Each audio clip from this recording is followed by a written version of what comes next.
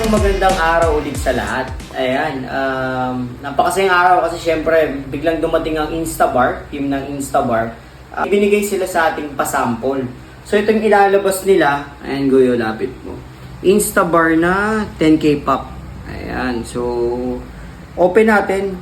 Quick unboxing lang to para makita natin yung pinadala ng Instabar. So ayan siya, packaging niya. So ngayon, open natin. Tingin ko, ako mahilig talaga ako sa mentol eh. Kaya nung tinanong ako, sabi ko gusto ko mentol. Uy, ayos ah. Ito mo Goyo. Blackcurrant grapes. Ang elegante ah. Ayos, ganda. Tapos meron siyang rubber sa gilid. So itong rubber na to, parang magsisilbi siyang anong tawag doon? Case. Protection or case. Ayan. So eto. Ayan. Type-C port siya. Kita ba?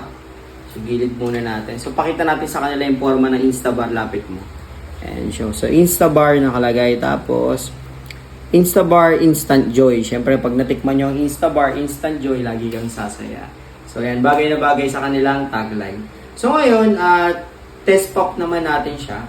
Tikman natin kung gaano kasarap, gaano kalakas itong Instabar na bago na 10K natin.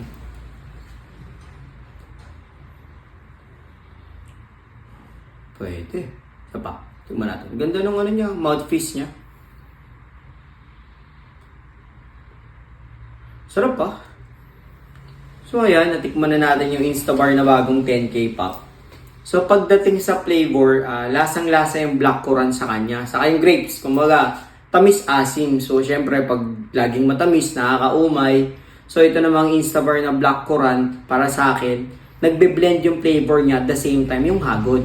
So ito pala ay 30 mg. So pagdating naman sa itsura, tignan nyo, ang elegante rin, no? So hindi lang ako sure kung may kasamang lace to pag nirelease na sa market kasi puro pa sample pa lang to. So sana samahan ni Instabar ng lace kasi syempre karamihan ng mga dispo ngayon may lace na. Tapos ang isa ko pang napansin dito, hindi siya adjustable airflow. Pero pagdating naman sa airflow, though hindi siya adjustable, para sa akin smooth na smooth yung airflow niya. So kumbaga built-in yung airflow niya, pero pag pinap ko hindi siya yung sakal. Ayun, linis ng lasa, grabe. So yan muli, salamat Instabar sa pinadala niyong sample. For sure, magkakaroon to sa local vapors or subukan nyo, bisitahin nyo ang pinakamalapit nyo na vape shop para matikman nyo ang ilalabas ng Instabar na 10K pop. Thank you!